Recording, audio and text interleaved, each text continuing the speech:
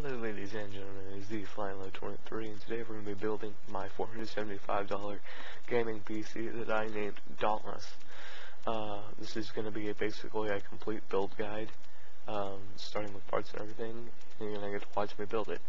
So, starting first is the Azza Sirius CSOAZ, I think, 206, and right here I'm installing a Roseville case fan to the top of my computer. Anyway, this is a $475 gaming PC. So far it's doing very well. This is my first video being produced on said PC, so hopefully it comes out pretty good. Okay, now it looks like I'm undoing, undid the side panels, and this is the Corsair CX600M power supply. So far it's been pretty good. It's semi-modular, so I think I'm pretty proud of my cable management. I thought it did pretty darn well on that. It looks real good at the moment. And then here's an outside view of the same power supply. So, fan goes on bottom. I have a dust filter on the bottom of the case as well. Okay, looks like here I'm installing the power supply.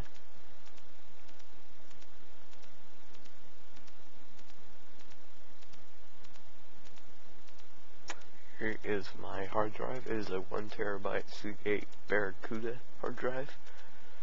It's kind of hard to see through the plastic, but Seagate Barracuda. I really like Seagate's products. I feel like they make really good hard drive products. So, got one of them. I have an external hard drive that they make as well. Okay, so looks like installing the hard drive. Yeah, installing the hard drive and balling off some stuff so I can get to the screws on the hard drive, front panel mostly. Okay, now we're going to do a quick update because this is all the parts I had at that time.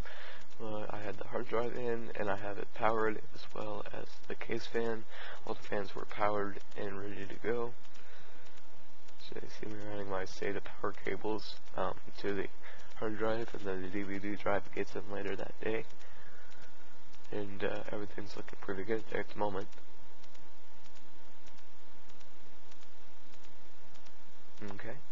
And then I believe at this point I had gotten the motherboard in, so I think first thing we're going to do though is install the DVD reader writer. It's just a basic LG, and I just got it so I could, upload software and stuff like that. It doesn't really need to be used heavily. Okay, so here I am installing it. Just I popped out the front panel thing and then slid it in. I'm screwing it in right now.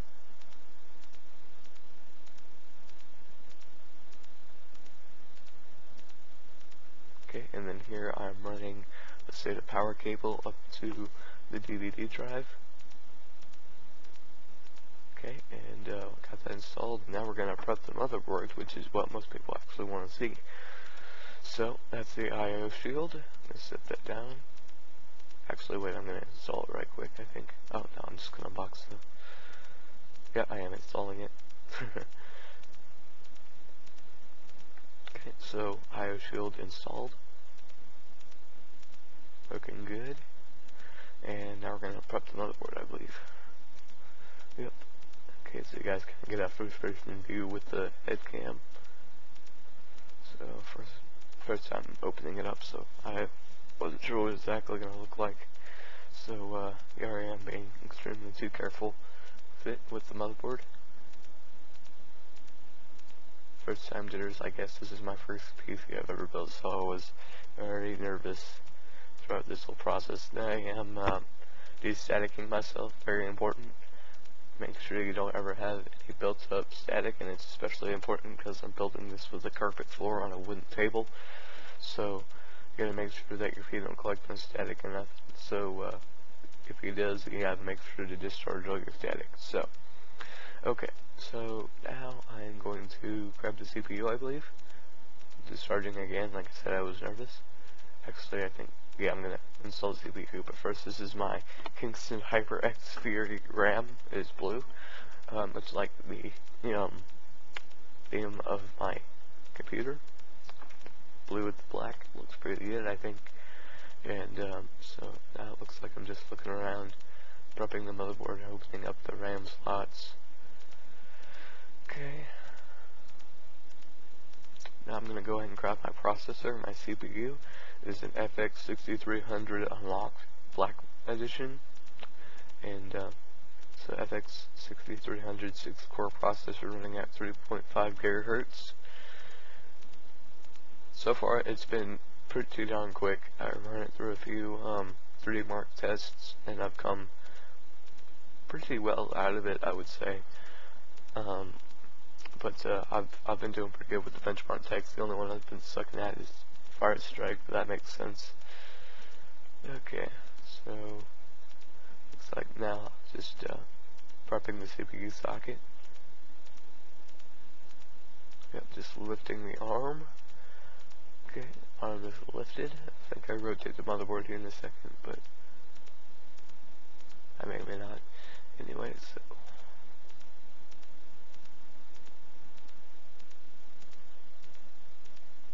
okay, so now I have the CPU itself, and I think I'm gonna rotate the motherboard.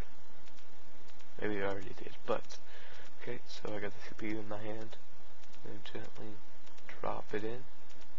Okay, so whenever I had to rotate the motherboard, but whenever I first dropped it in, it was a little bit not quite in there, so you just kind of gotta wiggle jiggle, and then it goes right in. And then a lot of people say you have to put a lot of force on it whenever you're closing the AM3 sockets, but it honestly, I couldn't tell the difference. It was really easy. It was actually harder to install the heatsink, force-wise, compared to lowering the arm. Lowering the arm was a pinch. I thought it was going to be a lot of pressure, so I pushed down kind of hard, and I was like, huh, that was it. And true enough, that was it. So anyway, I think now we're going to install the heatsink, which is off to the side right there. It has pre-applied thermal paste, so you don't have to buy any, even though I did, for maybe a future heatsink upgrade.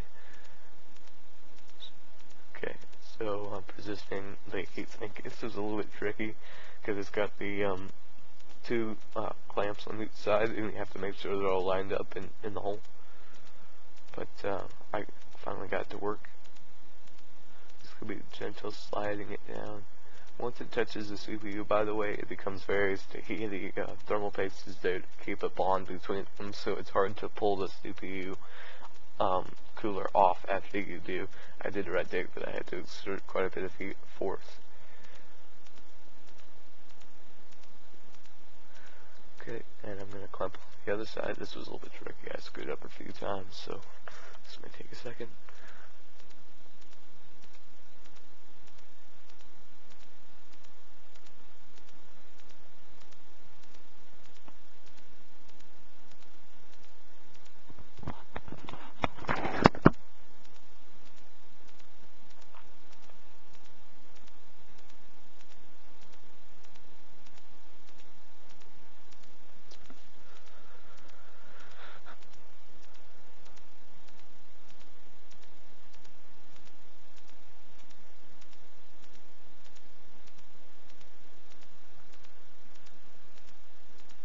Okay, I just about have it on. Now all I have to do is flip the lever. Like I said, this one took a little bit more force than I thought it was going to. But got it on, nice and tight. Okay, now all we have to do is install the RAM. Oh, be sure to plug in your CPU fan. That's extremely important. I had to look for the header a little bit, and then I found it. It's on the bottom left, I believe.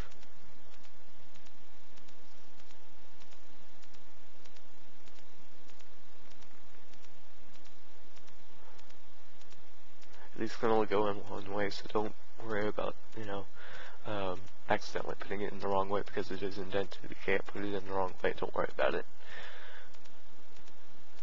Okay, so like I said, I'm going to install the RAM, I believe. so there's our Kingston HyperX 3 RAM once again. And so I'm gonna go put the GoPro back on my head.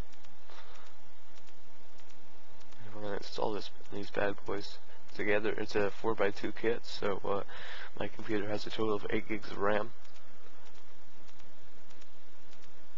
I was pretty proud of it. None of the sticks were dead on arrival or anything, and everything was working good. So I set the sticker down, I think. Yep. And then just about ready to install this stuff. So like I say, you just pull both sides away, and then make sure you have it facing the right direction and only goes in one way. And then you have to push these down with quite a bit of force because it's brand new, and it'll just click into place like that. Perfect. Okay, so we're going to do the next stick.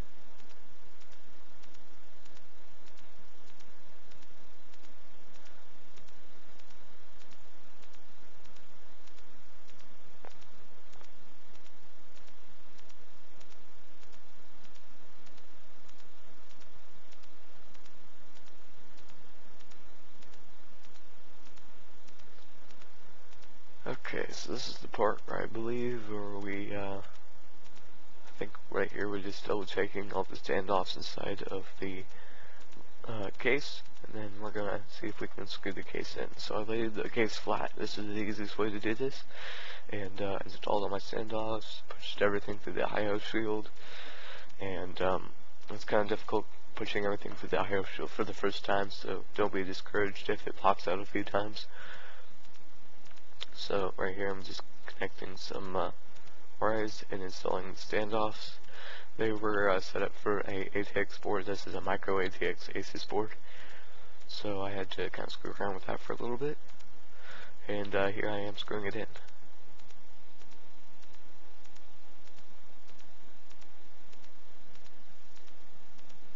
See, this is kind of where I screwed up. I had some problems at first trying to get it to boot up, and it was actually, I had accidentally plugged in a power cord for the fans into the one of the chassis fan headers on the motherboard, and I was grounding it out. So I had to take out the motherboard probably 3 or 4 times trying to figure out what it was. But eventually I got it, and I think right here I'm installing all the 24-pin and the 4-pin CPU connector. Yep, and I'm just doing some tidying, cable management.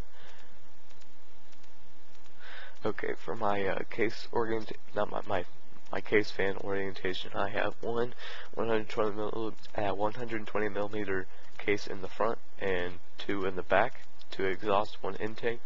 One of the exhausts is flowing up, one of the exhausts is flowing backwards. The intake is obviously flowing into the case. Okay, so once I got the motherboard installed, all the power connected, now I believe I'm going to do some more wiring. Yep, right here I'm installing, well, I'm not wiring, I'm connecting the SATA cable to the motherboard, as well as connecting the front panel connectors, such as the USB and their HD audio, and power switch reset switch, which is all this case had.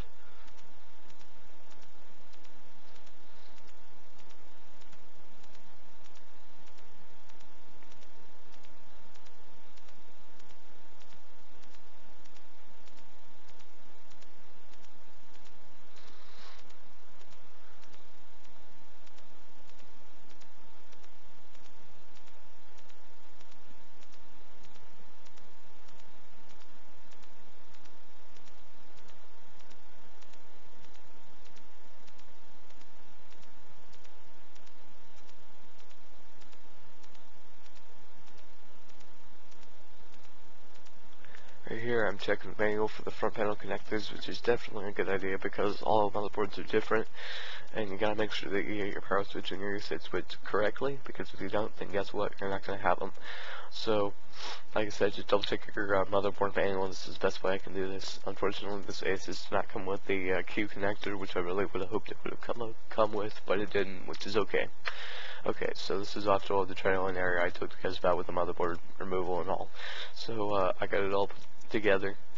this is posting. I did not have the graphics card, so this is all I could do.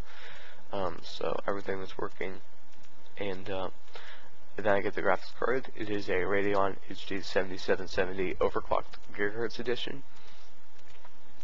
So so far this card is running pretty darn well. The only problems I've come up with it is actually editing this video, where it just doesn't have enough DDR5 RAM. It has 1 GB of DDR5 RAM, and this video was probably about 10 gigs, and it would just, sometimes the driver would crash but catch itself, and I would have to restart Movie Maker.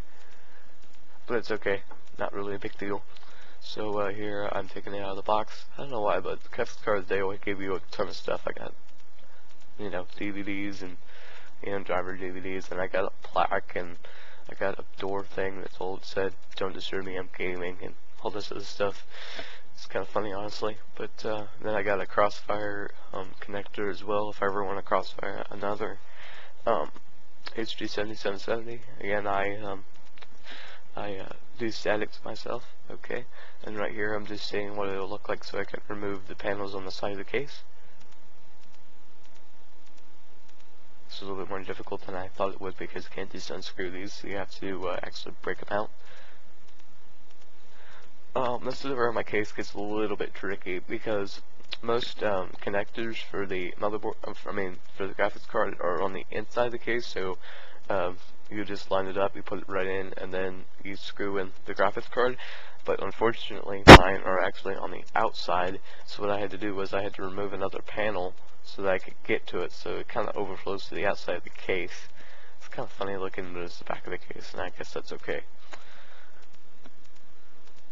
So right here, I'm just installing all of the cables for the graphics card, which is basically just this, I think it's a 6-pin connector.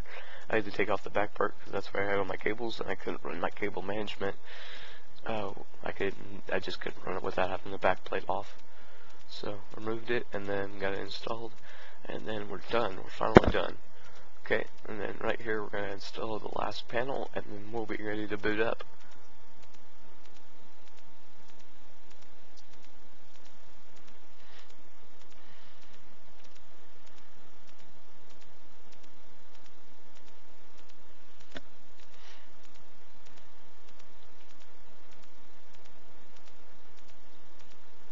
Okay, and we boot up, everything turns on, all the fans come on. I know it was going to work because it posted, so if you guys can ever hear a beep whenever you first boot the PC, you know that it's going to turn on at least. And this is where I got a little bit confused because I wasn't able to get into the BIOS fast enough, so all of a sudden it told me I had a fatal error. Fatal error was that it didn't have the disks to run, so I had to go into my boot priority and change it to the DVD drive so I can put my Windows 8 copy in there. So change the boot priority. Okay, and then once you get that done, you can save and exit.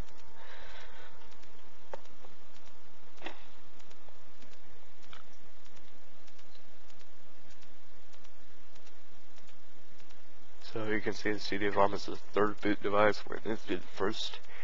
So I just slowly move it up, looking at the controls on the side of the screen. Okay. And we're going to go ahead and save and exit. Once I put this, the Windows 8 in there, so that it can boot right up as soon as I leave the BIOS. So I'm going to unbox this Windows 8 version. I got the retail version from Newegg. I didn't really want the OEM so I could have the support and all because I'm new to Windows 8. I'm slowly getting it, but it's okay, I guess. I probably would have preferred Windows 7, but the speed of Windows 8 is pretty good. Okay, there's 64-bit right there. I'm going to go ahead and install that into the DVD drive and press the button, close the drive. Okay, that's in, and we're going to go ahead and leave the BIOS. Enter.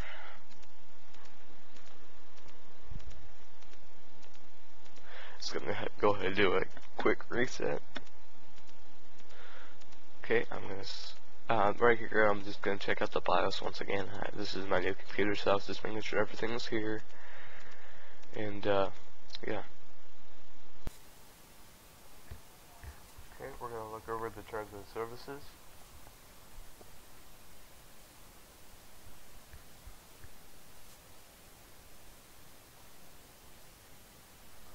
And I'm going to select to put the Windows 8 on my HDD or my hard drive. I'm going to do its install, and it's going to reboot.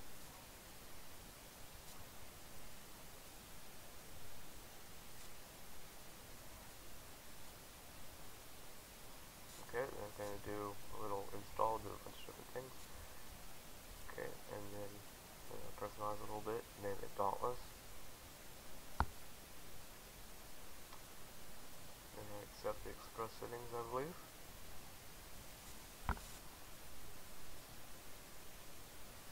Okay guys, I want to thank you guys for watching, and if you guys want to look at the full parts list, you can look at the description or go to my PC part picker, my PC part picker link down at the bottom.